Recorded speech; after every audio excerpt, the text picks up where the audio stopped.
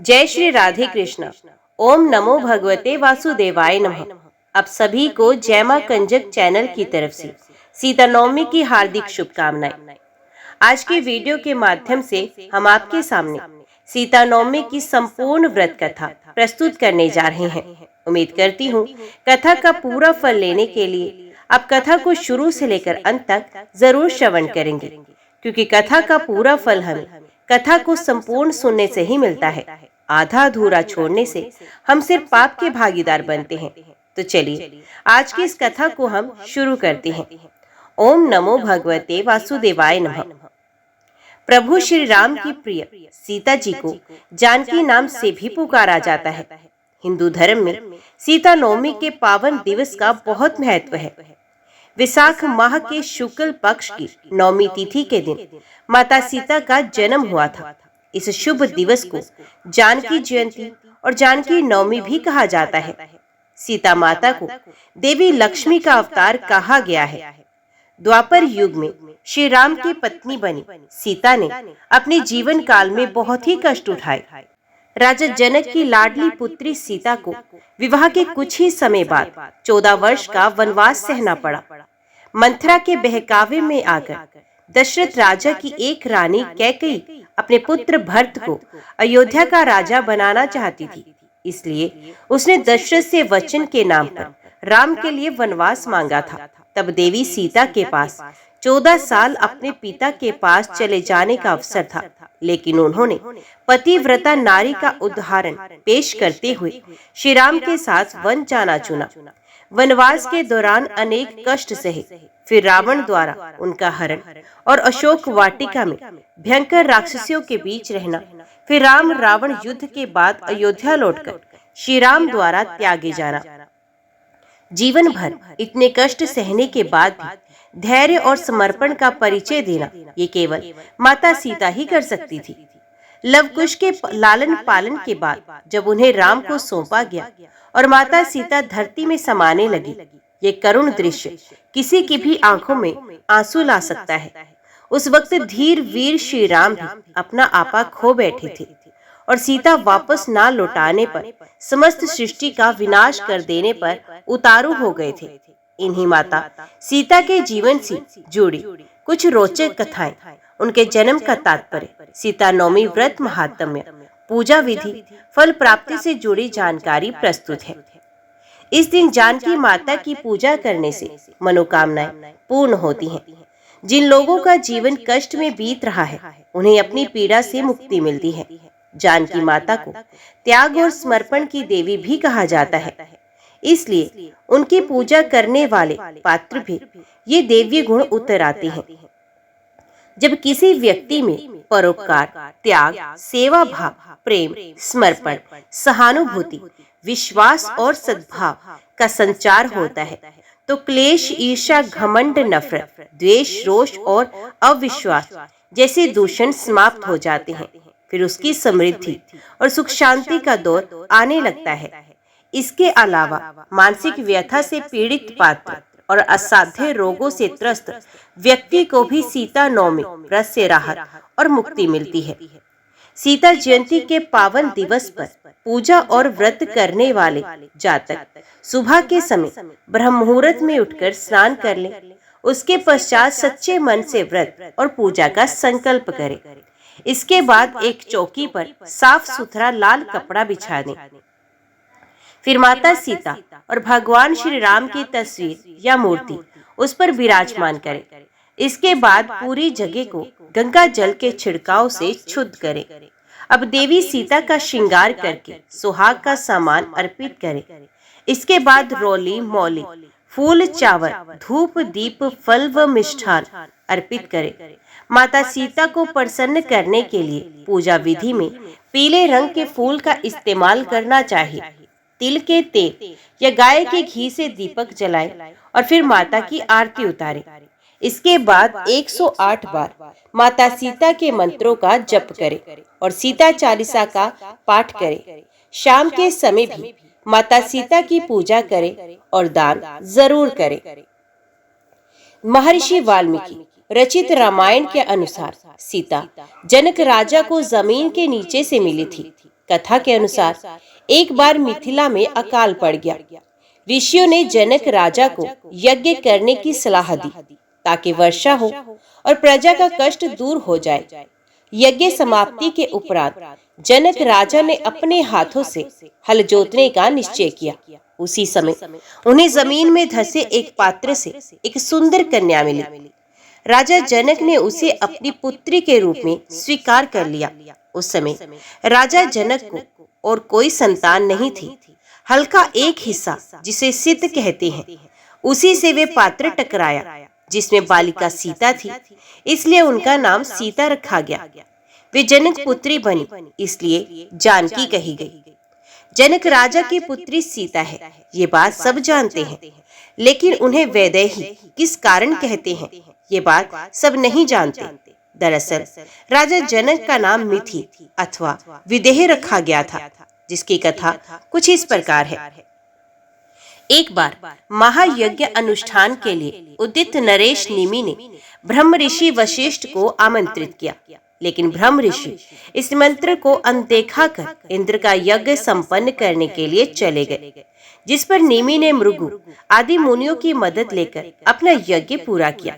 कुल 500 वर्षों के पश्चात ब्रह्म ऋषि वशिष्ठ इंद्र लोक से वापस लौटे। तब निमि के इस कृत्य पर वे बहुत क्रोधित हुए और उन्होंने निमि को विदेह अर्थात मृत हो जाने का शाप दे दिया। ब्रह्म ऋषि वशिष्ठ के इस भयानक शाप का असर हुआ तो प्रजा में अराजकता फैलने लगी। इस विकट समस्या के समाधान के लिए ऋषियों ने मिलकर निमि के शापित मृत शरीर का मंथन किया। उसी मंथन से एक शिशु उत्पन्न हुआ जो विदेह कहा गया।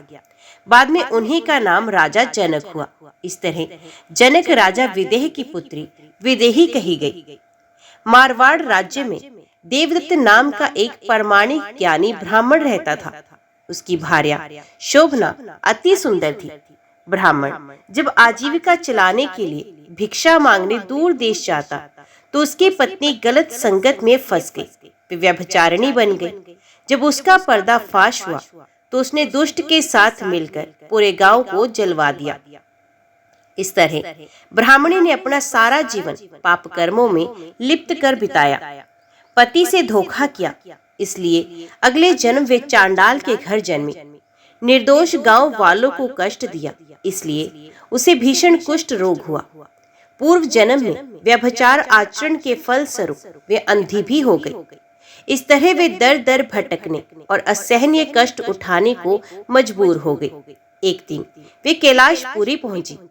भाग्य से ये दिन वैशाख माह के शुक्ल पक्ष की नवमी का दिन था। जानकी जयंती के दिन वे हाथ फैलाकर भोजन की भीख मांगने लगी। गिरते पड़ते वे कनक भवन के पास स्थित 1000 पुष्प जड़ित स्तंभों से होती हुई अंदर जा पहुंची। वे बार बार कुछ खाने को मांग रही थी। वहां मौजूद एक श्रद्धालु भक्त ने उसे कहा, आज भोजन अन्नदान से पाप लगता है, कल भर पेट प्रसाद मिलेगा।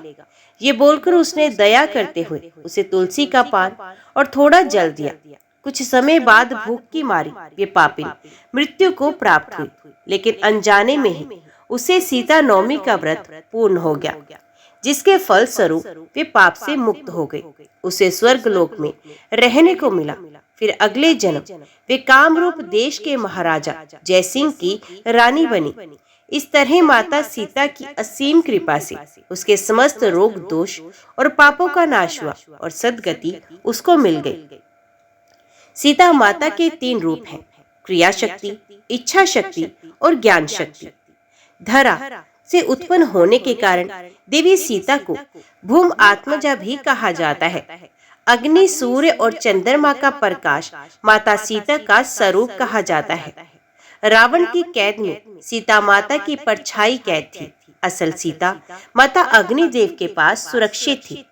वनवास के समय ऋषि अत्रि के आश्रम में माता सीता को दिव्य वस्त्र सती अनसुईया ने प्रदान किए थे, जो ना फटते थे ना ही मैले होते थे। रावण द्वारा सीता हरण के बाद उनकी खोज में गए वानर राजा सुग्रीव और उनके दल को एक गठरी में बंधे सीता माता के आभूषण मिले थे। हिमालय की यात्रा के दौरान लंका नरेश रावण की दृष्टि वेदवती पर पड़ी। वे अत्यंत सुंदर थी। फिर भी वे अविवाहित थी। रावण ने उससे इस बात का रहस्य पूछा। तब वेदवती ने कहा, मेरे पिता ब्रह्म ऋषि कुछ ध्वज चाहते थे कि मेरा विवाह त्रिलोक के स्वामी विष्णु से हो। ये बात जानकर एक राक्षस क्रोधित हुआ। वे मुझसे विवाह करना चाहता था, इसलिए उसने मेरे माता पिता का वध कर दिया। इसलिए मैंने अब तपस्या का रास्ता चुना है। ये कहानी सुनकर पहले तो रावण ने वेदवती को बहलाना फुसलाना शुरू किया, लेकिन वेदवती जब नहीं मानी तो उसने उसके बाल पकड़ लिए। उसी क्षण वेदवती ने अपने बाल काट लिए और शाप देते हुए कहा कि तूने इस वन में मेरा अपमान किया है। मैं सतयुग के बाद त्रेता युग में फिर आऊंगी और तेरे अंत का कारण बनूंगी। इस तरह त्रेता युग में फिर रावण सीता के रूप में जन्मी वेदवती पर मोहित हुआ, छल से उसका हरण किया और विष्णु भगवान ने राम अवतार के हाथों मृत्यु को प्राप्त हुआ। बालिका सीता एक बार सहेलियों संग बगीचे में खेल रही थी। वहीं पेड़ पर नरमादा तोते का जोड़ा सीता राम के भविष्य की बात कर रहे थे, जो उन्होंने महर्षि वाल्मीकि के आश्रम में सुनी थी। उत्सुक बालिका सीता मादा तोते से अपने और राम के बारे में और बातें जानना चाहती थी, लेकिन तोते के जोड़े में उनको साथ महल जाने से मना कर दिया। उन्होंने कहा, हमें उन्मुक्त गगन में रहना पसंद है। इस बात से नाराज बालिका सीता ने गर्भवती मादा तोता को जबरन अपने पास रख लिया और नर तोता को आजाद कर दिया, ताकि वे अपने भविष्य के बारे में मादा तोता से और बातें जान सके। नर तोता अपनी साथी के वियोग में मर गया। इस बात से दुखी मादा तोता ने बालिका सीता को शाप दिया और वे बोली, जिस तरह तुमने मुझे इस तोते से दूर किया, तुम्हें भी गर्भ अवस्था के समय पति वियोग सहना होगा। बताया जाता है कि अगले जन्म में तोता वही धोबी था जिसने माता सीता के चरित्र पर उंगली उठाई थी, जिसके बाद भगवान राम ने सीता का गर्भ अवस्था के दौरान त्याग कर दिया था। तब माता सीता महर्षि वाल्मीकि के आश्रम पहुंची और वहां उन्होंने लवकुश को जन्म दिया। अद्भुत रामायण अनुसार रावण ने कहा, जब भूलवश में अपनी पुत्री से पढ़ने की इच्छा करूं, तब मेरी मृत्यु आए।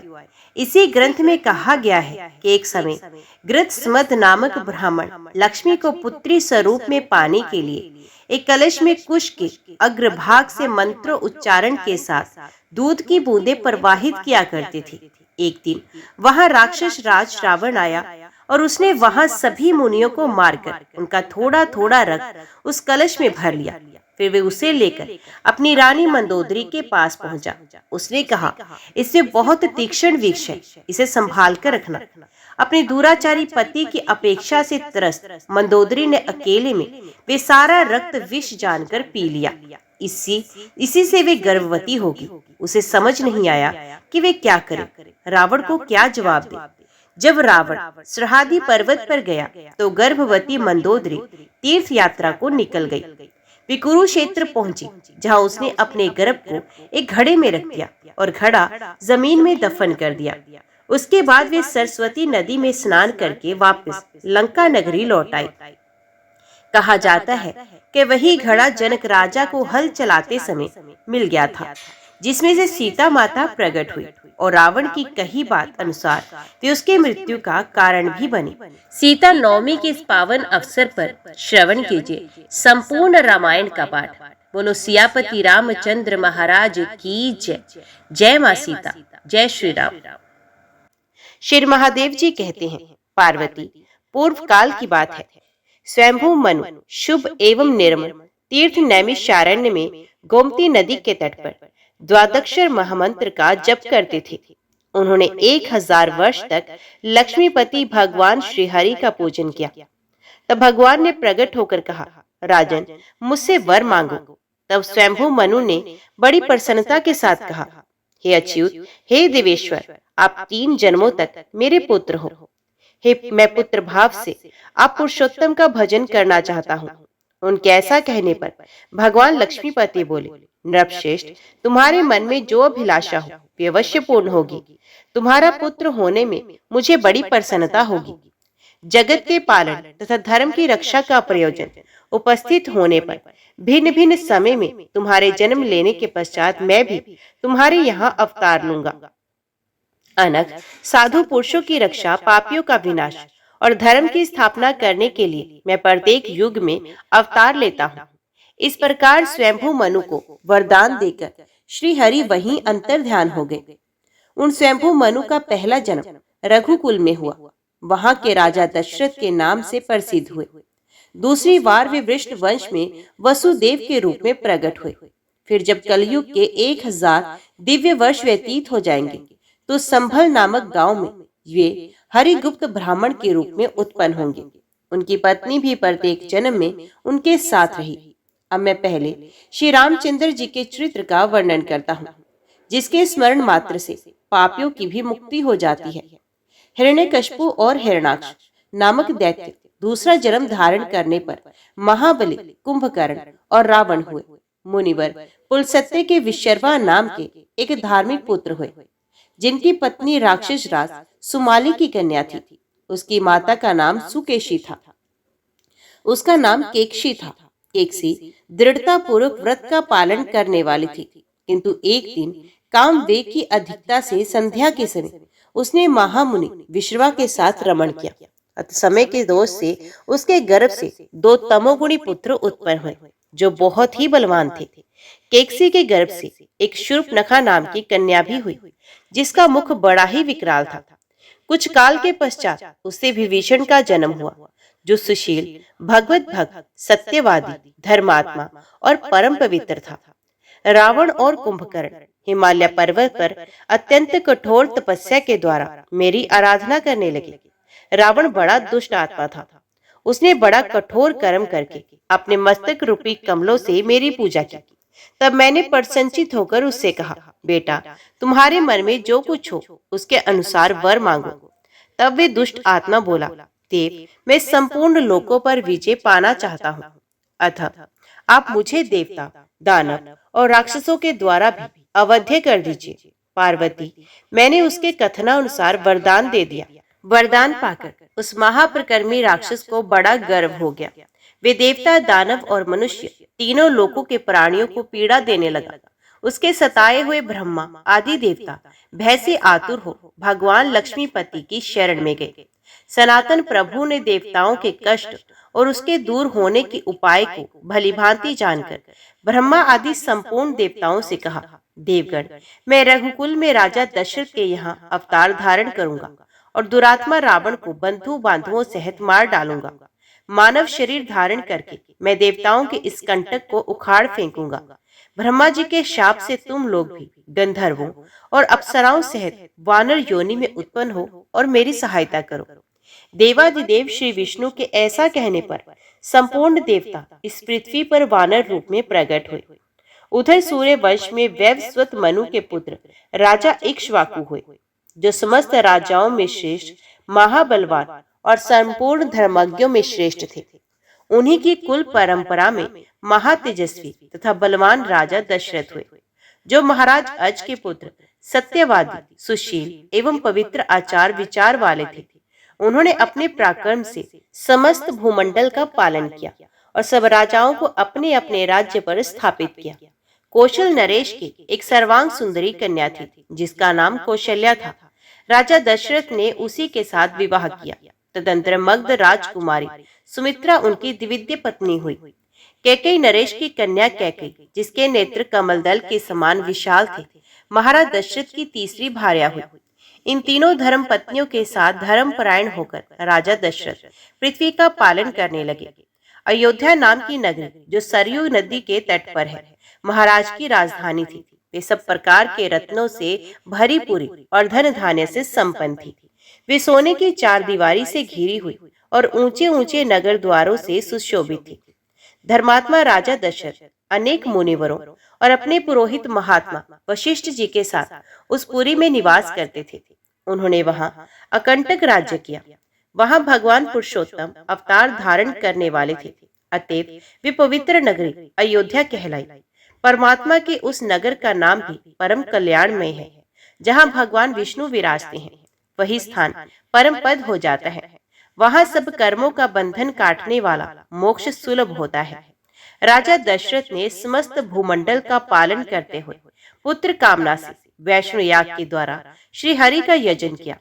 सबको वर देने वाले सर्वव्यापक लक्ष्मीपति भगवान विष्णु उक्त युक्त यज्ञ द्वारा राजा दशरथ से पूजित होने पर वहां अग्निकुंड में प्रकट हुए। जांबू नद के समान उनकी श्याम कांति थी। वे हाथों में शंख, चक्र और गदा लिए हुए थे। उनके शरीर पर श्वेत वस्त्र शोभा पा रहे थे। वाम अंग में भगवती लक्ष्मी जी के साथ वहां प्रत्यक्ष प्रकट हुए। भक्तवत्सल परमेश्वर राजा दशरथ से बोले, राजन, मैं वर देने के लिए आया हूँ। संपूर्ण लोकों के स्वामी भगवान विष्णु का दर्शन पाकर राजा दशरथ आनंद मगन हो गए। उन्होंने पत्नी के साथ प्रसन्न चित्त से भगवान के चरणों में प्रणाम किया और हर्ष गदगद वाणी में कहा, भगवान, आप मेरे पुत्र भाव को प्राप्त हो। तब भगवान ने प्रसन्न होकर राजा से कहा, राजन, मैं देवलोक का हित, साधु पुरुषों की रक्षा, राक्षसों का वध, लोगों को मुक्ति प्रदान और धर्म की स्थापना करने के लिए तुम्हारे यहाँ अवतार लूंगा। ऐसा कहकर श्री हरि ने सोने के पात्र में रखा हुआ दिव्य खीर जो लक्ष्मी जी के हाथ में मौजूद था राजा को दिया और स्वयं वहां से अंतर ध्यान हो गए। राजा दशरथ ने वहां बड़ी रानी कौशल्या और छोटी रानी कैकेयी को उपस्थित देख इन्हीं दोनों में उस दिव्य खीर को बांट दिया। इतने में ही मछली रानी सुमित्रा भी पुत्र की कामना से राजा के समीप आए।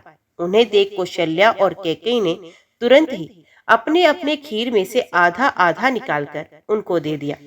उस दिव्य खीर को खाकर तीनों ही रानियां गर्भवती हो गई। उस समय उनकी बड़ी शोभा हो रही थी। उन्हें कई बार सपने में शंख, चक्र और गदा लिए तथा पीताम्बर पहने देवेश्वर भगवान विष्णु दर्शन दिया करते थे। तदंतर समय अनुसार जब चैत का मनोरथ मधुमास आया तो शुक्ल पक्ष की नवमी तिथि को पुनर्वसु नक्षत्र में दोपहर के समय रानी कौशल्या ने पुत्र को जन्म दिया। उस समय उत्तम लगन था और सभी ग्रह शुभ स्थान में स्थित थे। कौशल्या के पुत्र रूप में संपूर्ण लोकों के स्वामी साक्षात श्री हरि ही अवतीर्ण हुए थे, जो योगियों के ध्येय सनातन प्रभु, संपूर्ण उपनिषदों के प्रतिपाद्य तत्व, अनंत संसार की सृष्टि, रक्षा और परलय के हेतु, रोग शोक से रहित, सब प्राणियों को शरण देने वाले और सर्वभूत स्वरूप परमेश्वर है। जगदीश्वर का अवतार होते ही आकाश में देवताओं की दुधंबियां बजने लगी। श्रेष्ठ देवताओं ने फूल बरसाए। प्रजापति आदि देवगण विमान पर बैठकर मुनियों के साथ हर्ष गदगद हो स्तुति करने लगे। तत्पश्चात राजा दशरथ ने बड़ी प्रसन्नता के साथ पुरोहित वशिष्ठ जी के द्वारा बालक का जात कर्म संस्कार कराया। भगवान वशिष्ठ ने उस समय बालक का बड़ा सुंदर नाम रखा। वे बोले, ये महाप्रभु कमल के निवास करने वाले श्री देवी के साथ रमण करने वाले हैं, इसलिए इनका परम प्राचीन स्वतः सिद्ध नाम श्री राम होगा। ये नाम भगवान विष्णु के सहस्र नामों के समान है तथा मनुष्यों को मुक्ति प्रदान करने वाला है। चैत्र मास श्री विष्णु का मास है। इसमें प्रकट होने के कारण ये विष्णु भी कहलाएंगे। इस प्रकार नाम रखकर महर्षि वशिष्ठ ने नाना प्रकार की स्तुतियों से भगवान का स्तवन किया और बालक के मंगल के लिए सहस्र नाम का पाठ करके इस परम पवित्र राज्य भवन से बाहर निकले। राजा दशरथ ने श्रेष्ठ ब्राह्मणों को प्रसन्नता पूर्वक बहुत धन दिया तथा धर्म पूर्वक 10,000 गोए दान की। इतना ही नहीं, उन रघुकुल श्रेष्ठ राजा ने श्री विष्णु की प्रसन्नता के लिए 1,00,000 गांव दान किए और दिव्य वस्त्र, दिव्य आभूषण तथा असंख्य धन देकर ब्राह्मणों को तृप्त किया। महारानी कौशल्या ने जब अपने पुत्र श्री राम की ओर दृष्टिपात किया तो उनके श्री चरणों और कर कमलों में शंख, चक्र, गदा, पदम, ध्वजा और वज्र आदि चिन्ह दिखाई दिए। वक्ष स्थल में श्री वत्स का चिन्ह, कौस्तुभ मणि तथा वर्णमाला सुशोभित थी। उनके श्री अंगों में देवता, असुर और मनुष्यों सहित संपूर्ण जगत दृष्टि गोचर हुआ। मुस्कुराते हुए मुख के भीतर 14 भुवन दिखाई देते थे। उनके निश्वास में इतिहास सहित संपूर्ण वेद, जांघों में दीप, समुद्र और पर्वत, नाभि में ब्रह्मा तथा महादेव जी, कानों में संपूर्ण दिशाएं, नेत्रों में अग्नि और सूर्य तथा नासिका में महान वेगशाली वायुदेव विराजमान थे। पार्वती संपूर्ण उपनिषदों के तात्पर्यभूत भगवान को देखकर रानी कौशल्या भयभीत हो गई और बारंबार प्रणाम करके नेत्रों से आनंद के आंसू बहाती हुई हाथ जोड़कर बोली, देव देवेश्वर प्रभु, आपको पुत्र रूप में पाकर मैं धन्य हो गई। जगन्नाथ, अब मुझ पर प्रसन्न होइए और मेरे भीतर पुत्र स्नेह को जागृत कीजिए। माता के ऐसा कहने पर सर्वव्यापक श्री हरि माया से मानव भाव तथा शिशु भाव को प्राप्त होकर रुदन करने लगे। फिर तो देवी कौशल्या ने आनंद मगन होकर उत्तम लक्षणों वाले अपने पुत्र को छाती से लगा लिया और उसके मुख में दूध डाल दिया। संसार का भरण पोषण करने वाले सनातन देवता महाप्रभु श्री हरि बालक रूप से माता की गोद में लेटकर उनका स्तन पान करने लगे। वे दिन बड़ा ही सुंदर, रमणीय और मनुष्यों की समस्त कामनाओं को पूर्ण करने वाला था। नगर और प्रांत के सब मनुष्यों ने बड़ी प्रसन्नता के साथ उस दिन भगवान का जन्मोत्सव मनाया। तदंतर कैकेयी के गर्भ से भरत का जन्म हुआ। वे पांचजन्य शंख के अंश से प्रकट हुए थे। इसके बाद महाभागा सुमित्रा ने उत्तम लक्षणों वाले लक्ष्मण को तथा देव शत्रु को संताप देने वाले शत्रुघ्न को जन्म दिया। शत्रु पक्ष के वीरों का संहार करने वाले श्री लक्ष्मण भगवान अनंत के अंश से और अमित पराक्रमी शत्रुघ्न सुदर्शन के अंश से प्रकट हुए। वैवस्वत मनु के वंश में जन्म लेने वाले वे सभी बालक क्रमश बड़े हुए। फिर महातेजस्वी महर्षि वशिष्ठ ने सबका विधि पूर्वक संस्कार किया। तदंतर सबने वेद शास्त्रों का अध्ययन किया। संपूर्ण शास्त्रों के तत्वज्ञ होकर वे धनुर्वेद के भी प्रतिष्ठित विद्वान हुए। श्री राम आदि चारों भाई बड़े ही उदार, लोगों का हर्ष बढ़ाने वाले थे। उनमें श्री राम और लक्ष्मण की जोड़ी एक साथ रहती थी और भरत तथा शत्रुघ्न की जोड़ी एक साथ। भगवान के अवतार लेने के पश्चात जगदीश्वरी भगवती लक्ष्मी राजा जनक के भवन में अवतीर्ण हुई। जिस समय राजा जनक किसी शुभ क्षेत्र में यज्ञ के लिए हल से भूमि जोत रहे थे, उसी समय माता सीता हल के अग्रभाग से एक सुंदरी कन्या के रूप में प्रकट हुई, जो साक्षात लक्ष्मी ही थी। उस वेदमयी कन्या को देखकर मिथिलापति राजा जनक ने गोद में उठा लिया और अपनी पुत्री मानकर उसका पालन पोषण किया। इस प्रकार जगदीश्वर की वल्लभा देवेश्वरी लक्ष्मी स्वरूपा लोगों की रक्षा के लिए राजा जनक के मनोहर भवन में पल रही थी। इसी समय विश्व विख्यात महामुनि विश्वामित्र ने गंगा जी के सुंदर तट पर परम पुण्य में सिद्ध आश्रम में एक उत्तम यज्ञ आरंभ किया। जब यज्ञ होने लगा तो रावण के अधीन रहने वाले कितने ही निशाचर उसमें विघ्न डालने लगे। इससे विश्वामित्र मुनि को बड़ी चिंता हुई। तब उन धर्मात्मा मुनि ने लोकहित के लिए रघुकुल में प्रकट हुए श्री हरि को वहां ले आने का विचार किया। फिर तो वे रघुवंशी क्षत्रिय द्वारा सुरक्षित रमणीय नगरी अयोध्या में गए और वहां राजा दशरथ से मिले। कौशिक मुनि को उपस्थित देख राजा दशरथ हाथ जोड़कर खड़े हो गए तथा उन्होंने अपने पुत्रों के साथ मुनिवर विश्वामित्र के चरणों में मस्तक झुकाया और बड़े हर्ष के साथ कहा, मुने, आज आपका दर्शन पाकर मैं धन्य हो गया।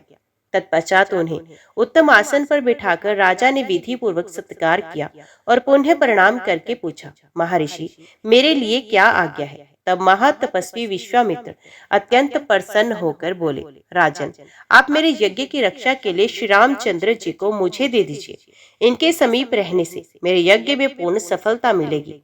मुनिवर विश्वामित्र की ये बात सुनकर सर्वज्ञ में श्रेष्ठ राजा दशरथ ने लक्ष्मण सहित श्री राम को मुनि की सेवा में समर्पित कर दिया। महातपस्वी विश्वामित्र उन दोनों रघुवंशी कुमारों को साथ ले बड़ी प्रसन्नता के साथ अपने आश्रम पर गए। श्री रामचंद्र जी ने जाने से देवताओं को बड़ा आश्चर्य हुआ। उन्होंने भगवान के ऊपर फूल बरसाए और उनकी स्तुति की। उसी समय महाबली गरुड़ सब प्राणियों से अदृश्य होकर वहां आए और उन दोनों भाइयों को 2 दिव्य धनुष तथा अक्षय बाणों वाले 2 तुणीर आदि दिव्य अस्त्र शस्त्र देकर चले गए। श्री राम और लक्ष्मण दोनों भाई महाप्रकर्मी वीर थे। तपोवन में पहुंचने पर महात्मा कौशिक ने विशाल वन के भीतर उन्हें एक भयंकर राक्षसी को दिखलाया, जिसका नाम ताड़का था। वे सुंदर नामक राक्षस की स्त्री थी। मुनि की प्रेरणा से उन दोनों ने दिव्य धनुष से छूटे हुए बाणों द्वारा ताड़का को मार डाला। श्री रामचंद्र जी ने द्वारा मारी जाने पर वे भयंकर राक्षसी अपने भयानक रूप को छोड़कर दिव्य रूप में प्रकट हुई। उसका शरीर तेज से उद्दीप्त हो रहा था तथा वे सब आभूषणों से विभूषित दिखाई देती थी। राक्षस योनि से छूटकर श्री रामचंद्र जी को प्रणाम करने के पश्चात वे श्री विष्णु लोक को चले गए। ताड़का को मारकर महातेजस्वी श्री रामचंद्र जी ने महात्मा लक्ष्मण के साथ विश्वामित्र के शुभ आश्रम में प्रवेश किया। उस समय समस्त मुनि बड़े प्रसन्न हुए। वे आगे बढ़कर श्री रामचंद्र जी को ले गए और उत्तम आसन पर बिठाकर सबने अर्घ्य आदि के द्वारा उनका पूजन किया। द्विज श्रेष्ठ विश्वामित्र ने विधि पूर्वक यज्ञ की दीक्षा ली। मुनियों के साथ उत्तम यज्ञ आरंभ किया। उस महायज्ञ का प्रारंभ होते ही मारीच नामक राक्षस अपने भाई सुबाहु के साथ उसमें विघ्न डालने के लिए उपस्थित हुआ। उन भयंकर राक्षसों को देखकर विपक्षी वीरों का संहार करने वाले श्री रामचंद्र जी ने राक्षस राज सुबाहु को एक ही बाण से मौत के घाट उतार दिया और महान पवनास्त्र का प्रयोग करके मारीच नामक निशाचर को भी समुद्र के तट पर इस प्रकार फेंक दिया जैसे हवा सूखे पत्ते को उड़ा ले जाती है।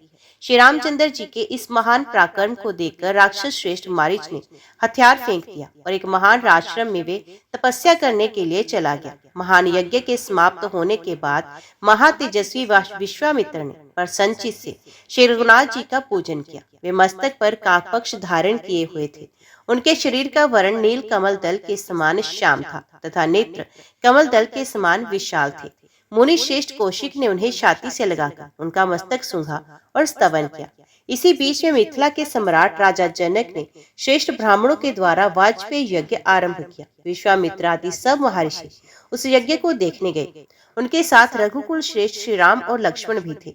मार्ग में महात्मा श्री रामचंद्र जी के चरण कमलों का स्पर्श हो जाने से बहुत बड़ी शिला के रूप में पड़ी हुई गौतम पत्नी अहिल्या शुद्ध हो गई। पूर्व काल में वे अपने स्वामी गौतम के शाप से पत्थर हो गई थी, किंतु श्री रघुनाथ जी के चरणों का स्पर्श होने से शुद्ध हो विशुभ गति को प्राप्त हुई।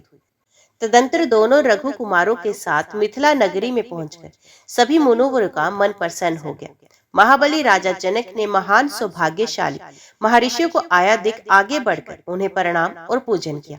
कमल के समान विशाल नेत्रों वाले नील कमल गल के समान श्याम वर्ण पीताम्बरधारी कोमलांग कोट कंदर्पों के सौंदर्य को मात करने वाले समस्त शुभ लक्षणों से संपन्न तथा सब प्रकार के आभूषणों से विभूषित रघुनाथ श्री रामचंद्र जी को देखकर मिथिला नरेश जनक के मन में बड़ा हर्ष हुआ। उन्होंने दशरथ नंदन श्री राम को परमेश्वर का ही रूप समझा और अपने को धन्य मानते हुए उनका पूजन किया। राजा के मन में श्री रामचंद्र जी को अपनी कन्या देने का विचार उत्पन्न हुआ।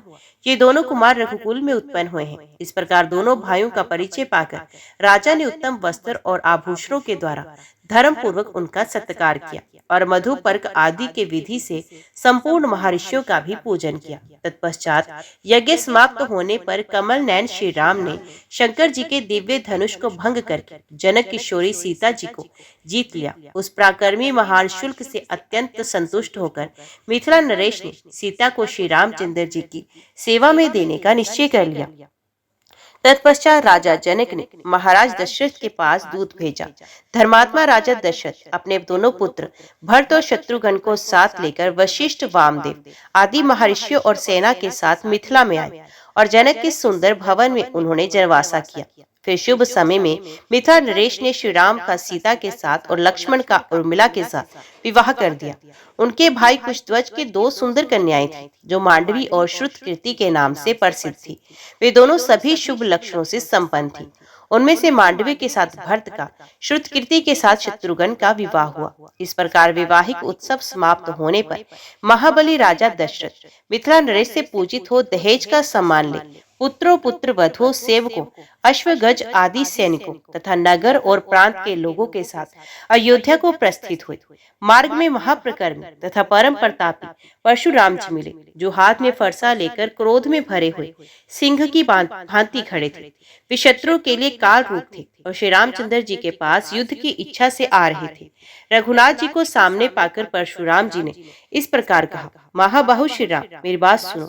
मैं युद्ध में बहुत से पराक्रमी राजाओं का वध करके ब्राह्मणों को भूमि दान दे तपस्या करने के लिए चला गया था, किंतु तुम्हारे वीर और बल की ख्याति सुनकर यहाँ तुमसे युद्ध करने के लिए आया हूँ। यद्यपि इक्ष्वाकु वंश के वे क्षत्रिय जो मेरे नाना के कुल में उत्पन्न हुए मेरे वध्य नहीं है, तथापि किसी भी क्षत्रिय का बल और पराक्रम सुनकर मेरे लिए उसका सहन करना पाना असंभव है।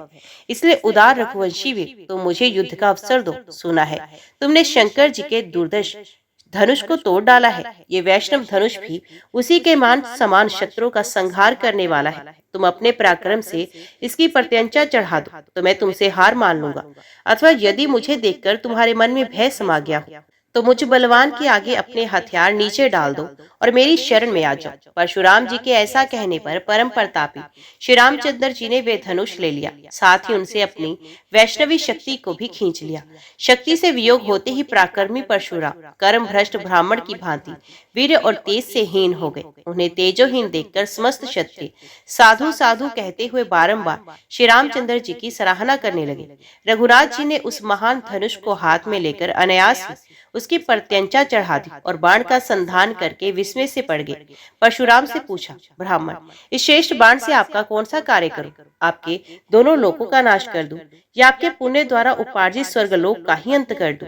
उस भयंकर बाण को देखकर परशुराम जी को ये मालूम हो गया कि ये साक्षात परमात्मा है। ऐसा जानकर उन्हें बड़ा हर्ष हुआ और उन्होंने लोक रक्षक श्री रघुनाथ जी को नमस्कार करके अपने 100 यज्ञों द्वारा उपार्जित स्वर्गलोक और अपने अस्त्र शस्त्र उनकी सेवा में समर्पित कर दिए। तब महातेजस्वी रघुनाथ जी ने महामुनि परशुराम जी को प्रणाम किया तथा पादम अर्घ और आचमनी आदि के द्वारा उनकी विधि पूर्वक पूजा की। श्री रामचंद्र जी के द्वारा पूजित होकर महातपस्वी परशुराम जी भगवान नर नारायण के रमणीय आश्रम में तपस्या करने के लिए चले गए। तत्पश्चात महाराज दशरथ ने पुत्रों और बहुओं के साथ उत्तम मुहूर्त में अपनी पूरी अयोध्या के भीतर प्रवेश किया। श्री राम, लक्ष्मण, भरत तथा शत्रुघ्न चारों भाई अपनी अपनी पत्नी के साथ प्रसन्नचित होकर रहने लगे। धर्मात्मा श्री रघुनाथ जी ने सीता के साथ 12 वर्षों तक विहार किया। श्री महादेव जी कहते हैं, पार्वती इसी समय राजा दशरथ ने अपने ज्येष्ठ पुत्र श्री राम को प्रेमवश युवराज पद पर अभिषिक्त करना चाहा, किंतु उनकी छोटी रानी कैकेयी ने, जिसे पहले वरदान दिया जा चुका था, महाराज से 2 वर मांगे, भरत का राज्याभिषेक और राम का 14 वर्षों का वनवास। राजा दशरथ ने सत्य वचन में बंधे होने के कारण अपने पुत्र श्री राम को राज्य से निर्वासित कर दिया। उस समय राजा मारे दुख के अचेत हो गए। रामचंद्र ने पिता के वचनों की रक्षा करने के लिए धर्म समझकर राज्य को त्याग दिया और लक्ष्मण तथा सीता के साथ वे वन को चले गए। वहां जाने का उद्देश्य था रावण का वध करना। इधर राजा दशरथ पुत्र वियोग से शोकग्रस्त होकर मर गए। उस समय मंत्रियों ने भरत को राज्य पर बिठाने की चेष्टा की, किंतु धर्मात्मा भरत ने राज्य लेने से इनकार कर दिया। उन्होंने उत्तम भातृ प्रेम का परिचय देते हुए वन में आकर श्री राम से राज्य ग्रहण के लिए प्रार्थना की, किंतु पिता की आज्ञा का पालन करने के कारण रघुनाथ जी ने राज्य लेने की इच्छा नहीं की। उन्होंने भरत के अनुरोध करने पर उन्हें अपनी चरण पादुकाएं दे दी। भरत ने भी भक्ति पूर्वक उन्हें स्वीकार किया और उन पादुकाओं को ही राज सिंहासन पर स्थापित करके गंध पुष्प आदि से वे प्रतिदिन उनका पूजन करने लगे। महात्मा रघुनाथ जी के लौटने तक के भक्त जी तपस्या करते हुए वहां रहने लगे तथा समस्त पूर्ववासी भी तब तक के लिए भांति भांति के व्रतों का पालन करने लगे। श्री रघुनाथ जी चित्रकूट पर्वत पर भरद्वाज मुनि के उत्तम आश्रम के निकट मंदाकिनी के किनारे लक्ष्मी स्वरूपा विदेह राजकुमारी सीता के साथ रहने लगे। एक दिन महामना श्री राम जानकी जी की गोद में मस्तक रखकर सो रहे थे। इतने में ही इंद्र का पुत्र जयंत कोई के रूप में वहां आकर विचरने लगा। वे जानकी जी को देखकर उनकी ओर झपटा और अपने तीखे पंजों से उसने उनके स्तन पर आघात किया। उस कोई को देखकर श्री राम ने एक कुश हाथ में लिया और उसे ब्रह्मास्त्र से अभिमंत्रित करके उसकी ओर फेंका। वे तृण पर ज्वलित अग्नि के समान अत्यंत भयंकर हो गया। जब उससे आग की लपटें निकलने लगी, उसे अपनी ओर आता देखकर वे कुआ कातर स्वर में काव काव करता हुआ भाग चला। श्री राम का छोड़ा हुआ वे भयंकर अस्त्र कोई का पीछा करने लगा। कुआ भय से पीड़ित हो तीनों लोकों में घूमता फिरा। वे जहां जहां शरण लेने के लिए जाता वहीं वहीं वे भयानक अस्त्र तुरंत पहुंच जाता। उस कोई को देखकर रुद्र आदि समस्त देवता, दानव और मनुष्य मुनि यही उत्तर देते थे कि हम लोग तुम्हारी रक्षा करने में असमर्थ हैं। इसी समय तीनों लोकों के स्वामी भगवान ब्रह्मा ने कहा, कुआ तू भगवान श्री राम की ही शरण में जा। वे करुणा के सागर और सबके रक्षक है, उनमें क्षमा करने की शक्ति है। वे बड़े ही दयालु हैं, शरण में आए हुए जीवों की रक्षा करते हैं। वे समस्त प्राणियों के ईश्वर हैं, सुशीलता आदि गुणों से संपन्न है और समस्त जीव समुदाय के रक्षक, पिता, माता, सखा और सुहृद है। उन देवेश्वर श्री रघुनाथ जी की शरण में जा, उनके सिवा और कहीं भी तेरे लिए शरण नहीं है। ब्रह्मा जी के ऐसा कहने पर वे कुआ भय से व्याकुल हो सहसा श्री रघुनाथ जी की शरण में आकर पृथ्वी पर गिर पड़ा। कोए को प्राण संकट में पड़ा देखकर जानकी जी ने बड़े विनय के साथ अपने स्वामी से कहा, नाथ इसे बचाइए। कुआं सामने धरती पर पड़ा था। सीता ने उसके मस्तक पर भगवान श्री राम के चरणों में लगा दिया।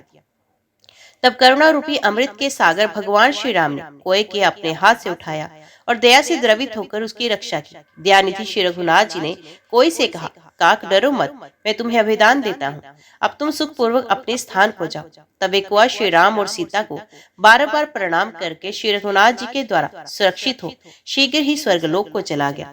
फिर श्री रामचंद्र जी सीता और लक्ष्मण के साथ महर्षियों के मुख से अपनी स्तुति सुनते हुए चित्रकूट पर्वत पर रहने लगे। कुछ काल के पश्चात एक दिन रघुनाथ जी अत्रि मुनि के विशाल आश्रम पर गए। उन्हें आया देख मुनि श्री धर्मात्मा अत्रि ने बड़ी प्रसन्नता के साथ आगे जाकर उनकी अगवानी की और सीता सहित श्री रामचंद्र जी को सुंदर आसन पर विराजमान करके उन्हें प्रेम पूर्वक अर्घ्य पादम आचमनीय भांति भांति के वस्त्र मधुपर्क और आभूषण आदि समर्पण की।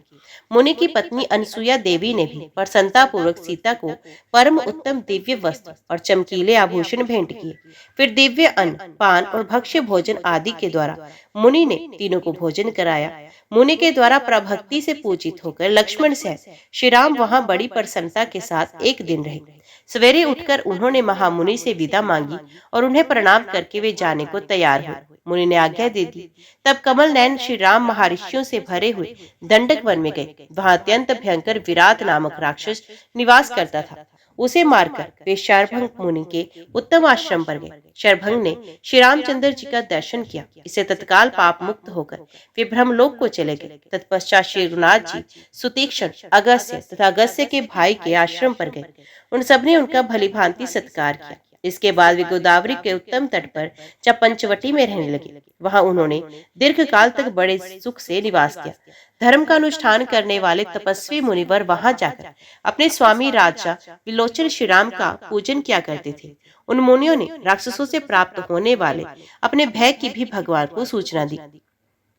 भगवान ने उन्हें सांत्वना देकर अभय की दक्षिणा दी। श्री रामचंद्र जी के द्वारा सत्कार पाकर सब मुनि अपने अपने आश्रम में चले आए। पंचवटी में रहते हुए श्री राम के 13 वर्ष व्यतीत हो गए। एक समय भयंकर रूप धारण करने वाली दुर्दश राक्षसी शूर्पणखा ने, जो रावण की बहन थी, पंचवटी में प्रवेश किया। वहां कोटि कंदर्प के समान मनोहर कांति वाले श्री रघुनाथ जी को देखकर वे राक्षसी कामदेव के बाण से पीड़ित हो गई और उनके पास जाकर बोली, कौन हो तुम जो इस दंडक कारण्य में के भीतर तपस्वी के वेश में रहते हो? तपस्वियों के लिए तो इस वन में आना बहुत कठिन है। तुम किस लिए यहाँ आए हो? ये सब बातें शीघ्र ही सच सच बताओ, झूठ मत बोलना। उसके इस प्रकार पूछने पर श्री रामचंद्र जी ने हंसकर कहा, मैं राजा दशरथ का पुत्र हूँ। मेरा नाम राम है। मेरे छोटे भाई का नाम लक्ष्मण है। ये मेरी पत्नी सीता है। इन्हें मिथिला नरेश जनक की प्यारी पुत्री समझे।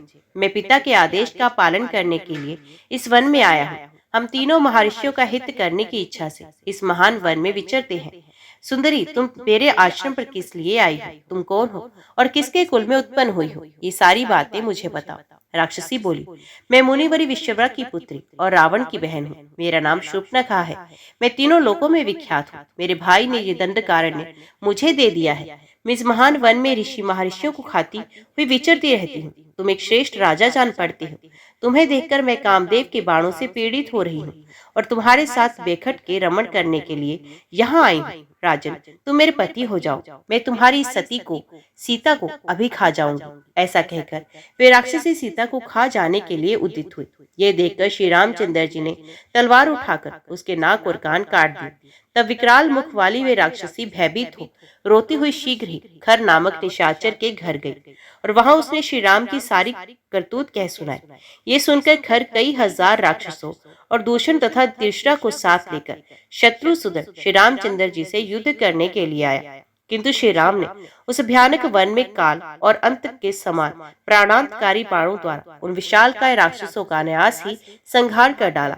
विषैले सांपों के समान तीखे साइकों द्वारा उन्होंने युद्ध में खर त्रिशरा और महाबली दूषण को भी मार गिराया। इस प्रकार दंडकारण्य वासी समस्त राक्षसों का वध करके श्री रामचंद्र जी देवताओं द्वारा पूजित हुए और महर्षि भी उनकी स्तुति करने लगे।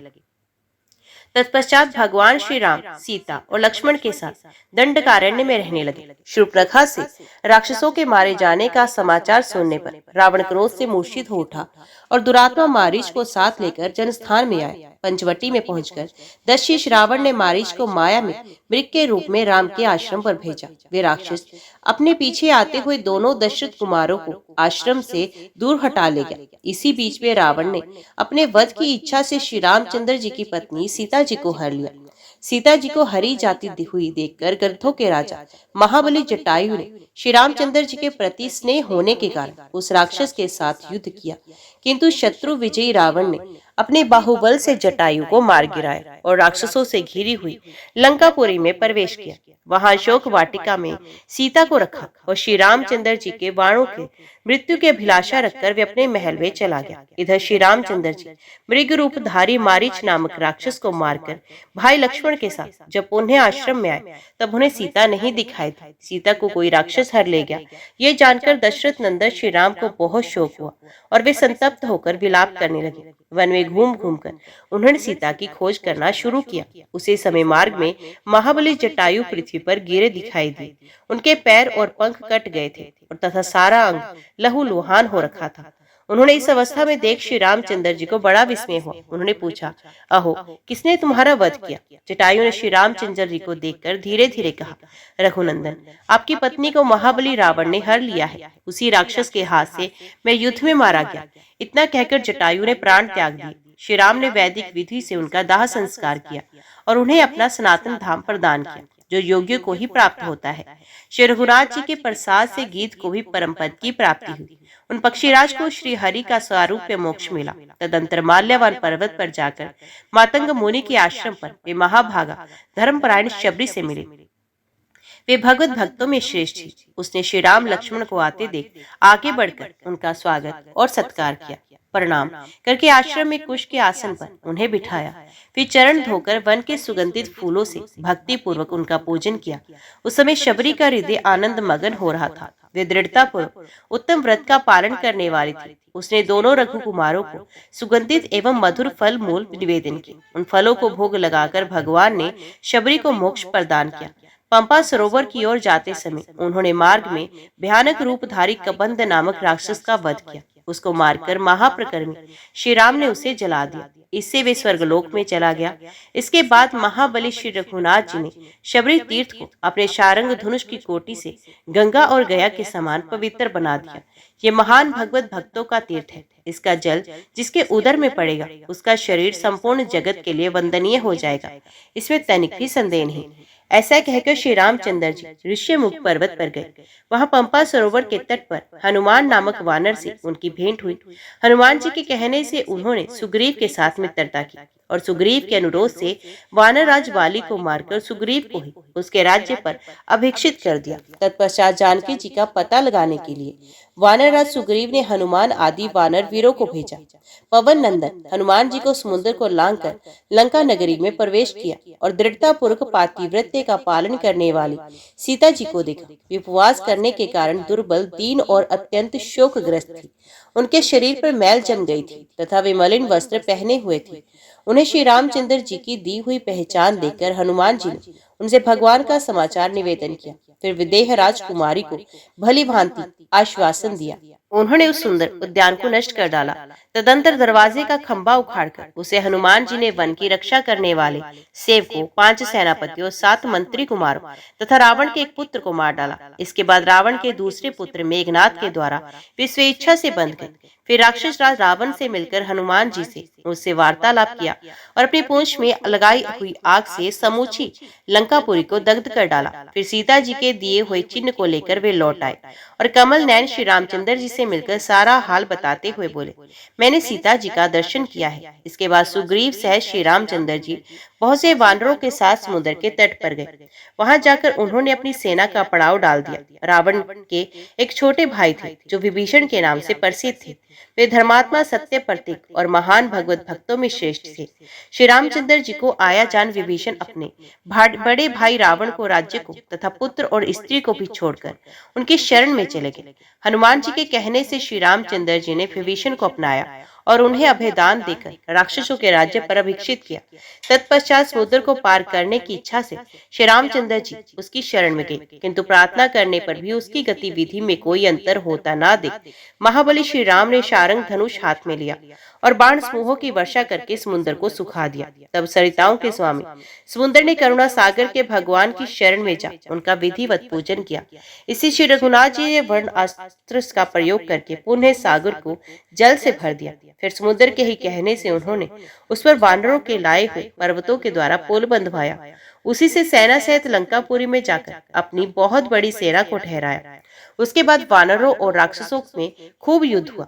तदंतर रावण के पुत्र महाबली इंद्रजित नामक राक्षस ने नागपाश से श्री राम और लक्ष्मण दोनों भाइयों को बांध लिया।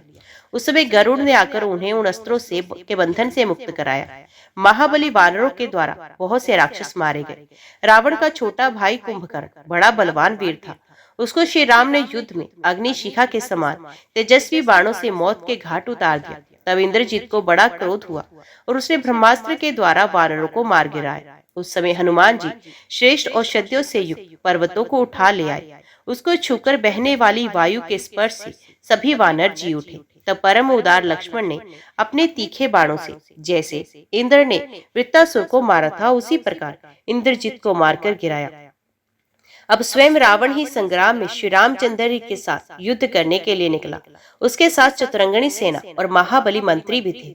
फिर तो वानरों और राक्षसों में तथा लक्ष्मण सहित श्री राम और रावण में भयंकर युद्ध छिड़ गया। उस समय राक्षस रावण ने शक्ति का प्रहार करके लक्ष्मण को रणभूमि में गिरा दिया। इससे महातेजस्वी रघुनाथ जी राक्षसों के काल थे कुपित हो गए और काल एवं मृत्यु के समान तीखे बाणों से राक्षस वीरों का संहार करने लगे। उन्होंने काल दंड के समान सहस्रों तेजस्वी बाण मारकर राक्षस रावण को ढक दिया। श्री रघुनाथ जी के बाणों से उस निशाचर के सारे अंग बिंद गए और वे भयभीत होकर रणभूमि से लंका में भाग गया। उसे सारा संसार श्री राम में दिखाई देता था, अतः खीर्ण होकर घर में घुस गया। इसके बाद हनुमान जी श्रेष्ठ औषधियों से युक्त महान पर्वत को उठा ले आए। इसे लक्ष्मण जी को तुरंत ही चेत हो गया। उधर रावण ने विजय की इच्छा से होम करना शुरू किया, किंतु बड़े बड़े वानरों ने जाकर शत्रु के उस अभिचार मार्ग यज्ञ का विध्वंस कर दिया। तब रावण पुनः श्री रामचंद्र जी से युद्ध करने के लिए निकला। उस समय वे दिव्य रथ पर बैठा हुआ था और बहुत से राक्षस उसके साथ थे।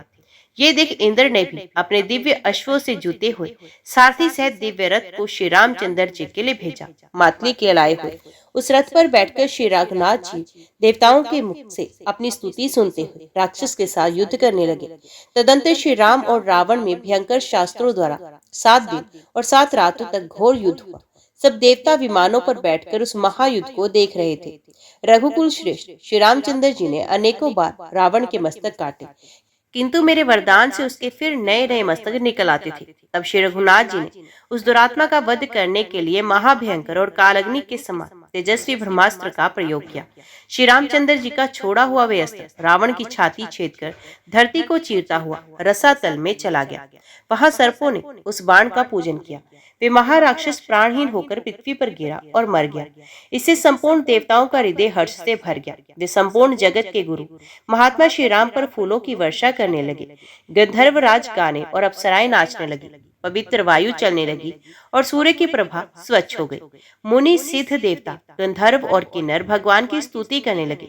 श्री रघुनाथ जी ने लंका के राज्य पर विभीषण को अभिषिक्त करके अपने को कृतार्थ सा माना और इस प्रकार कहा, विभीषण, जब तक सूर्य चंद्रमा और पृथ्वी रहेगी तथा जब तक यहाँ मेरी कथा का प्रचार रहेगा तब तक तुम्हारा राज्य कायम रहेगा। महाबली, यहाँ राज्य करके तुम पुण्य अपने पुत्र पौत्र तथा गणों के साथ योग्यों को प्राप्त होने योग्य मेरे सनातन दिव्य धाम में पहुंच जाओगे। इस प्रकार विभीषण को वरदान दे महाबली श्री रामचंद्र जी ने मिथिलेश कुमारी सीता को पास बुलवाया।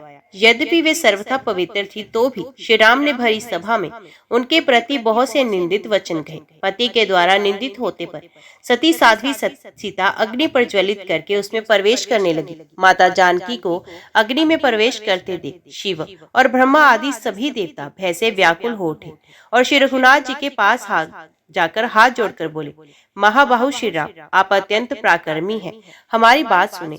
सीता जी अत्यंत निर्मल है, साध्वी हैं और कभी भी आपसे विलग होने वाली नहीं है। जैसे सूर्य अपनी प्रभा को नहीं छोड़ सकते, उसी प्रकार आपके द्वारा भी ये त्यागने योग्य नहीं है। ये संपूर्ण जगत की माता और सबको आश्रय देने वाली है। संसार का कल्याण करने के लिए ही ये भूतल पर प्रकट हुई हैं। रावण और कुंभकर्ण पहले आपके ही भक्त थे। वे सनकादिकों के शाप से इस पृथ्वी पर उत्पन्न हुए थे। उन्हीं की मुक्ति के लिए ये विदेह राजकुमारी दंडकारण्य में हरी गई। इन्हीं के निमित्त बनाकर वे दोनों श्रेष्ठ राक्षस आपके हाथ से मारे गए। अब इस राक्षस योनि से मुक्त होकर पुत्र पौत्रों और सेवकों सहित स्वर्ग में गए हो। अत सदा शुद्ध आचरण वाली सती साध्वी सीता को शीघ्र ही ग्रहण कीजिए। ठीक उसी तरह जैसे पूर्व काल में आपने समुद्र से निकलने पर लक्ष्मी रूप में इन्हें ग्रहण किया था, इसी समय लोक साक्षी अग्निदेव सीता को लेकर प्रकट हुए। उन्होंने देवताओं के समीप ही श्री जानकी जी को श्री राम की सेवा में अर्पण कर दिया और कहा, प्रभु, सीता सर्वथा निष्कलंक और शुद्ध आचरण वाली है। ये बात मैं सत्य सत्य निवेदन करता हूँ। आप इन्हें बिना विलंब किए ग्रहण कीजिए। अग्निदेव के इस कथन से रघुकुल श्रेष्ठ श्री राम ने प्रसन्नता के साथ सीता को स्वीकार किया। फिर सब देवता भगवान का पूजन करने लगे। उस युद्ध में जो श्रेष्ठ वानर राक्षसों के हाथ से मारे गए थे, वे ब्रह्मा जी के वर से शीघ्र ही जी उठे। तत्पश्चात राक्षसराज विभीषण ने सूर्य के समान तेजस्वी पुष्कर विमान को, जिसे रावण ने कुबेर से छीन लिया था, श्री रघुनाथ जी को भेंट किया। साथ ही बहुत से वस्त्र और आभूषण भी दिए। विभीषण से पूजित होकर परम प्रतापी श्री रामचंद्र जी अपनी धर्मपत्नी विदेह कुमारी सीता के साथ उस श्रेष्ठ विमान पर आरूढ़ हुए। इसके बाद शूरवीर भाई लक्ष्मण, वानर और भालुओं के समुदाय सहित वानर राज सुग्रीव तथा महाबली राक्षसों सहित शूरवीर विभीषण भी उस पर सवार हुए। वानर, भालू और राक्षस सबके साथ सवार हो श्री रामचंद्र जी श्रेष्ठ देवताओं के द्वारा अपनी स्तुति सुनते हुए अयोध्या की ओर प्रस्थित हुए।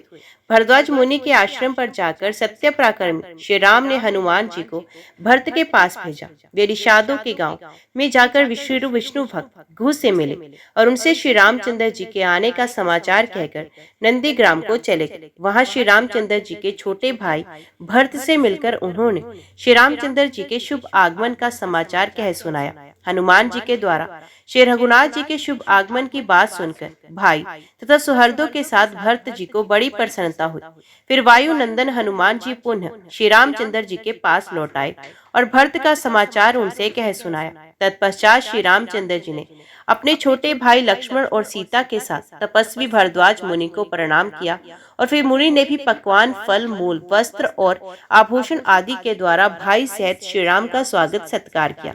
उनसे सम्मानित होकर श्री रघुनाथ जी ने उन्हें प्रणाम किया और उनकी आज्ञा ली। उन्हें लक्ष्मण सहित पुष्कर विमान पर आरूढ़ हो सहर्दों सहित नंदीग्राम में आए। उस समय कैकेयी नंदन भरत ने भाई शत्रुघ्न, मंत्रियों, नगर के मुख्य व्यक्तियों तथा सेना सहित अनेक राजाओं को साथ ले प्रसन्नता पूर्वक आगे आकर बड़े भाई की अगवानी की। रघुकुल श्रेष्ठ श्री रामचंद्र जी के निकट पहुंचकर भरत ने अनुयायियों सहित उन्हें प्रणाम किया। फिर शत्रुओं को ताप देने वाले श्री रघुनाथ जी ने विमान से उतरकर भरत और शत्रुघ्न को छाती से लगाया। तत्पश्चात पुरोहित वशिष्ठ जी, माताओं, बड़े बूढ़ों तथा बंधु बांधवों को महातेजस्वी श्री राम ने सीता और लक्ष्मण के साथ प्रणाम किया। इसके बाद भरत जी ने विभीषण, सुग्रीव, जामवान, अंगद, हनुमान और सुषेण को गले लगाया। वहां भाइयों और अनुचरों सहित भगवान ने उसे मांगलिक स्नान करके दिव्य माला और दिव्य वस्त्र धारण किए, फिर दिव्य चंदन लगाया। इसके बाद वे सीता और लक्ष्मण के साथ सुमंत्र नामक सारथी से संचालित दिव्य रथ पर बैठे। उस समय देवगण उनकी स्तुति कर रहे थे। फिर भरत, सुग्रीव, शत्रुघ्न, विभीषण, अंगद, सुषेण, जामवान, हनुमान, नील नल, सुभग, शरभ, गंधमादन, अन्यान्य, कपि, निषादराज, गुह, महाप्रकर्मी राक्षस और महाबली राजा भी बहुत से घोड़े, हाथी और रथों पर आरूढ़ हुए। उस समय नाना प्रकार के मांगलिक बाजे बजने लगे तथा नाना प्रकार के स्तोत्रों का गान होने लगा। इस प्रकार वानर, भालू, राक्षस, निषाद और मानव सैनिकों के साथ महातेजस्वी श्री रघुनाथ जी ने अपने अविनाशी नगर साकेत धाम अयोध्या में प्रवेश किया।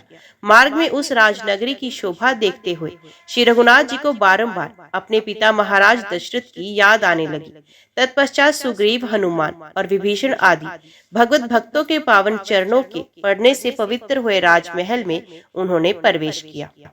तदंतर किसी पवित्र दिन को शुभ लगन में मंगल में भगवान श्री राम का राज्याभिषेक करने के लिए लोगों ने मांगलिक उत्सव मनाना आरंभ किया। वशिष्ठ, वामदेव, जाबाली, कश्यप, मार्कंडेय, मौद्गल्य, पर्वत और नारद ये महर्षि जप और होम करके राज शिरोमणि श्री रघुनाथ जी का शुभ अभिषेक करने लगे। नाना रत्नों से निर्मित दिव्य स्वर्ण में पीढ़े पर सीता से भगवान श्री राम को बिठाकर उत्तम व्रत का पालन करने वाली महर्षि सोने और रत्नों के कलशों में रखे हुए सब तीर्थों के शुद्ध एवं मंत्रपूत जल से, जिसमें पवित्र मांगलिक वस्तुएं, दुर्वा दल, तुलसी दल, फूल और चंदन आदि पड़े थे, उनका मंगल में अभिषेक करने और चारों वेदों के वैष्णव सूक्तों को पढ़ने लगे। उस शुभ लगन के समय आकाश में देवताओं की दुदुम्बियां बजती थी, चारों ओर से फूलों की वर्षा होती थी।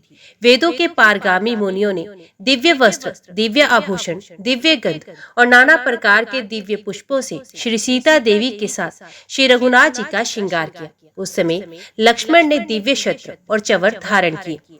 भरत और शत्रुघ्न भगवान के दोनों बगल में खड़े होकर ताड़ के पंखों से हवा करने लगे। राक्षस राज विभीषण ने सामने से दर्पण दिखाया। वानर राज सुग्रीव भरा हुआ कलश लेकर खड़े हुए। महातेजस्वी जामवान ने मनोहर फूलों की माला पहनाई। बाली कुमार अंगद ने श्रीहरि को कपूर मिला हुआ पान अर्पण किया। हनुमान जी ने दिव्य दीपक दिखाया। सुशेन ने सुंदर झंडा फहराया। समंत्री महात्मा श्री राम को चारों ओर से घेरकर उनकी सेवा में खड़े हुए। मंत्रियों के नाम इस प्रकार थे: सृष्टि, जयंत, विजय, स्वराष्ट्र, राष्ट्रवर्धन, अकोप, धर्मपाल तथा सुमंत्र। नाना जनपदों के स्वामी, नरश्रेष्ठ, नृपतिगण, पूर्ववासी वैदिक विद्वान तथा बड़े बूढ़े सज्जन भी महाराज की सेवा में उपस्थित थे। वानर, भालू, मंत्री, राजा, राक्षस, श्रेष्ठ द्विज तथा सेवकों से घिरे हुए महाराज श्री राम अयोध्या में इस प्रकार शोभा पाने लगे जैसे भगवान लक्ष्मीपति विष्णु देवताओं से घिरे होने पर वैकुंठ धाम में सुशोभित होते हैं। देवी सीता के साथ श्री रघुनाथ जी को राज्य पर अभिषिक्त होते देख विमानों पर बैठे हुए देवताओं का हृदय आनंद से भर गया। गंधर्व और अप्सराओं के समुदाय जय जयकार करते हुए स्तुति करने लगे। वशिष्ठ आदि महर्षियों द्वारा अभिषेक हो जाने पर श्री रामचंद्र जी सीता देवी के साथ उसी प्रकार सुशोभित हुए जैसे लक्ष्मी जी के साथ भगवान विष्णु शोभा पाते हैं। सीता जी अत्यंत विनीत भाव से श्री रघुनाथ जी के चरण कमलों की सेवा किया करती थी। राज्य अभिषेक हो जाने के पश्चात संपूर्ण दिशाओं का पालन करते हुए श्री रामचंद्र जी ने विदेह नंदिनी सीता के साथ 1000 वर्षों तक मनोरम राजभोग का उपभोग किया। इस बीच में अंतपुर की स्त्रियां, नगर निवासी तथा प्रांत के लोग छिपे तौर पर सीता जी की निंदा करने लगे। निंदा का विषय यही था कि वे कुछ काल तक राक्षस के घर में निवास कर चुकी थी। शत्रु का संहार करने वाले श्री रामचंद्र जी लोकापवाद के कारण मानव भाव का प्रदर्शन करते हुए उन्होंने राजकुमारी सीता को गर्भवती की अवस्था में वाल्मीकि मुनि के आश्रम के पास गंगा तट पर महान वन के भीतर छुड़वा दिया। महातेजस्विनी जानकी गर्भ का कष्ट सहन करती हुई मुनि के आश्रम में रहने लगी। उनका मन सदा स्वामी के चिंतन में ही लगा रहता था। मुनि पत्नियों से सत्कृत और महर्षि वाल्मीकि द्वारा सुरक्षित होकर उन्होंने आश्रम में ही 2 पुत्र उत्पन्न किए जो लव और कुश के नाम से प्रसिद्ध हुए। मुनि ने ही उनके संस्कार किए और वहीं पलकर वे दोनों बड़े हुए। उधर श्री रामचंद्र जी यम नियमादि गुणों से संपन्न हो सब प्रकार के भोगों का परित्याग करके भाइयों के साथ पृथ्वी का पालन करने लगे। वे सदा आदि अंत से रहित सर्वव्यापी श्री हरि का पूजन करते हुए ब्रह्मचर्य प्रायण हो प्रतिदिन पृथ्वी का शासन करते थे। धर्मात्मा शत्रुघ्न लवणासुर को मारकर अपने 2 पुत्रों के साथ देव निर्मित मथुरापुरी के राज्य का पालन करने लगे। भरत ने सिंधु नदी के दोनों तटों पर अधिकार जमाए हुए गंधर्वों का संहार करके उस देश में अपने दोनों महाबली पुत्रों को स्थापित कर दिया। इसी प्रकार लक्ष्मण ने मद्र देश में जाकर मद्रों का वध किया और अपने 2 महाप्रकर्मी पुत्रों को वहां के राज्य पर अभिषिक्त कर दिया। तत्पश्चात अयोध्या में आकर वे श्री रामचंद्र जी के चरणों की सेवा में जुट गए। श्री रघुनाथ जी ने एक तपस्वी शूद्र को मारकर मृत्यु को प्राप्त हुए एक ब्राह्मण बालक को जीवन प्रदान किया। तत्पश्चात नैमिषारण्य में गोमती के तट पर श्री रघुनाथ जी ने स्वर्ण में जानकी की प्रतिमा के साथ बैठकर अश्वमेघ यज्ञ किया। वहां भारी जन समाज एकत्रित था। उन्होंने बहुत से यज्ञ किए। इसी समय महातपस्वी वाल्मीकि जी सीता को साथ लेकर वहां आए और श्री रघुनाथ जी से इस प्रकार बोले: उत्तम व्रत का पालन करने वाले श्री राम मिथिलेश कुमार कुमारी सीता सर्वथा निष्पाप है।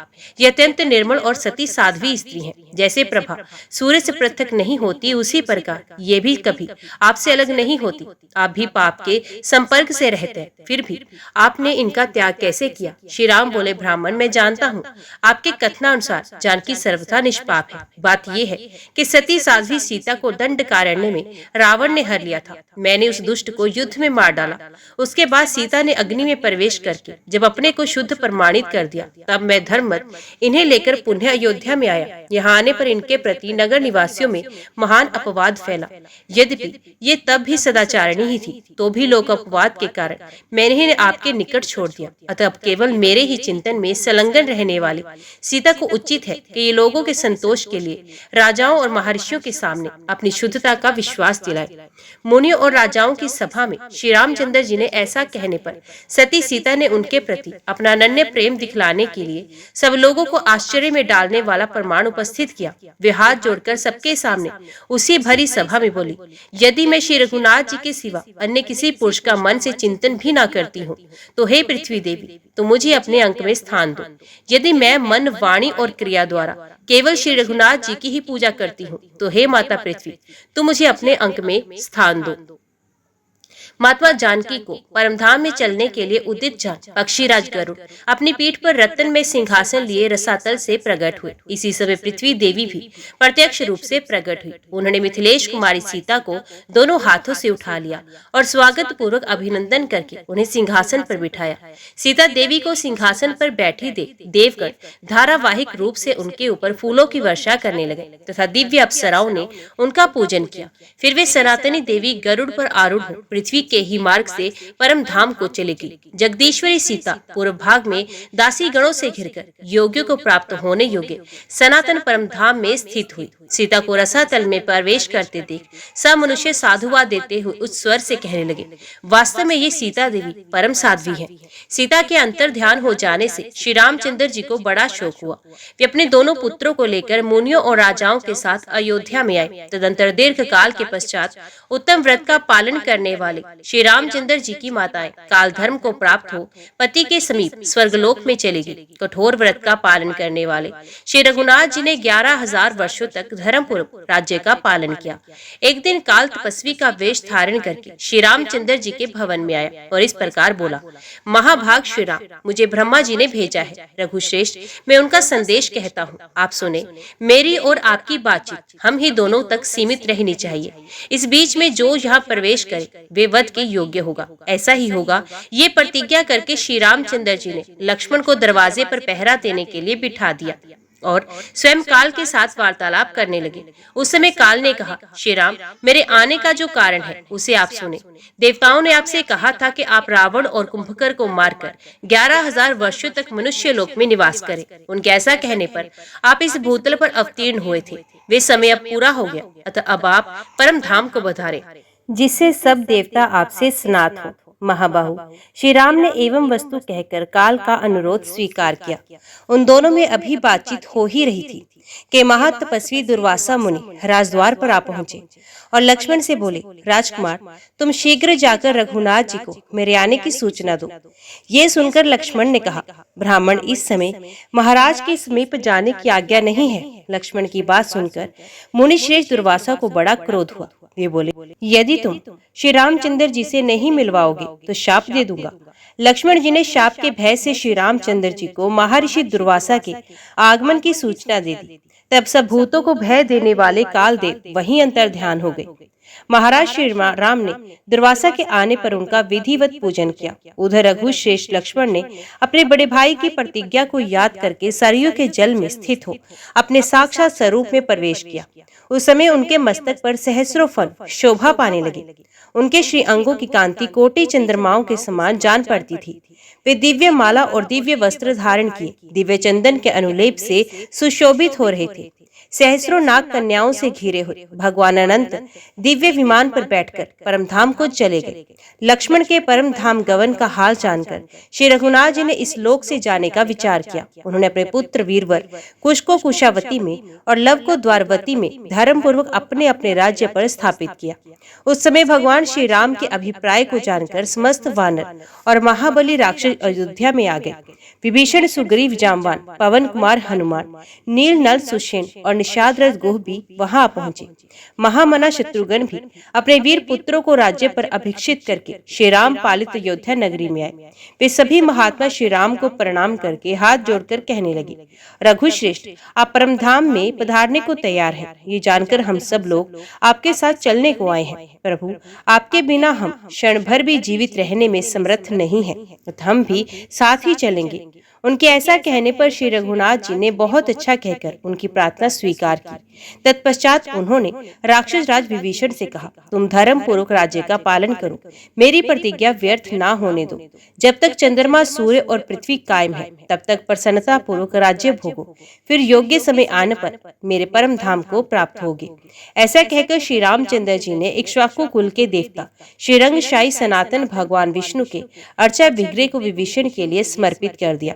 इसके बाद शत्रुसूदन श्री रघुनाथ जी ने हनुमान जी से कहा, वानरराज, संसार में जब तक मेरी कथा का प्रचार रहे तब तक तुम इस पृथ्वी पर सुख से रहो, फिर समय अनुसार मुझे प्राप्त हो।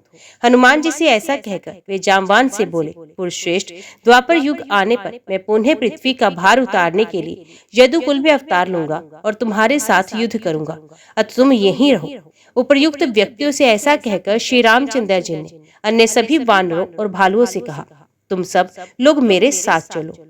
तुरंत ब्रह्मचर्य का पालन करने वाले श्री राम श्वेत वस्त्र पहनकर दोनों हाथों में कुश लिए अनासक्त भाव से चले। श्री रामचंद्र जी के दक्षिण भाग में कमल हाथ में लिए श्री देवी उपस्थित हो गई और वाम भाग में भूदेवी अपने साथ साथ चलने लगी। वेद, वेदांग, पुराण, इतिहास, ओंकार, वष्टकार, लोक को पवित्र करने वाली सावित्री तथा धनुष आदि अस्त्र शस्त्र सभी पुरुष विग्रह धारण करके वहां उपस्थित हो गए। भरत, शत्रुघ्न तथा समस्त पूर्ववासी भी अपनी स्त्री, पुत्र अथा सेवकों सहित भगवान के साथ साथ चले। मंत्री, भृत्य वर्ग, किंकर, वैदिक, वानरगण, भालू तथा राजा सुग्रीव, इन सब ने स्त्री और पुत्रों के साथ परम बुद्धिमान श्री रघुनाथ जी का अनुसरण किया।